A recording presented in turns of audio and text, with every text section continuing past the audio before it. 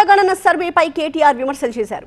సర్వేకు తాము వ్యతిరేకం కాదు, అయితే చేస్తున్న తీరే అభ్యంతరకరంగా ఉంది అన్నారు.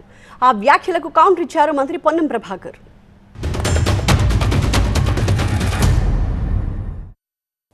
నాకు తెలియక అడుగుతా బ్రదర్, కాస్ట్ సెన్సెస్లో ఇప్పుడు మీ కులం ఏందో అడగాల, మీ రిలీజన్ ఏంటో అడగాల, ఉపకులం ఉంటే ఉపకులం అడగాల. అవన్నీ వదిలేసి మీ ఇంట్లో ఫ్రిడ్జ్ ఉందా, మీ నెత్తి మీద జుట్టు ఉందా, నీ ఆదాయం ఎంత, నేను కొనిస్తావా, నా ఇంట్లో ఫ్రిడ్జ్ లేకపోతే, నా ఇంట్లో ఏసీ లేకపోతే, ఇంకోటి 75 ప్రశ్నలా దేనికోసం అండి? ఏమనుకుంటున్నారు ప్రజలు? Privacy is a serious concern. ఈ గవర్నమెంట్ దగ్గర ప్రజాపాలనలో కోర్టు అప్లికేషన్లు పెట్టారు. ఇవాళ ఆ అప్లికేషన్లన్నీ పల్లి బఠానీల దగ్గర ఉన్నాయి. అందుకే ప్రజలు అనుమానపడుతున్నారు. 75 ప్రశ్నలు అడుగుతున్నారు, ఎందుకు చెప్పాలా అని.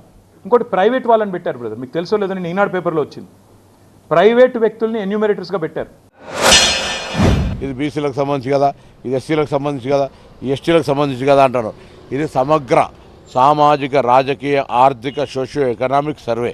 దీనివల్ల ఒక ప్రణాళికాబద్ధంగా ఈ రాష్ట్ర ప్రగతిని తీసుకుపోవడానికి, ఒక విధి విధానాలను ఏర్పరచుకోవడానికి తీసుకున్నటువంటి సర్వే. సివిల్ సొసైటీ వాళ్ళతో పాటుగా అనేక మంది మేధావులను, అధికారులు, ప్రజాప్రతినిధులు, రాజకీయ పార్టీలు, క్షేత్రస్థాయి ఇళ్ళ వాళ్ళను అందరినీ సలహా సూచనల మేరకు ప్రశ్నపత్రం తయారు చేసినాం.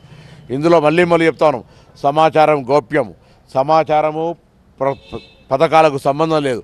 ఇంత రకాల క్లారిటీ ఇచ్చిన తర్వాత కూడా భారతీయ జనతా పార్టీ ఉద్దేశంగా, టీఆర్ఎస్ పార్టీ ఉద్దేశపూర్వకంగా రాజకీయ కుట్ర చేస్తూ ఉన్నాయి.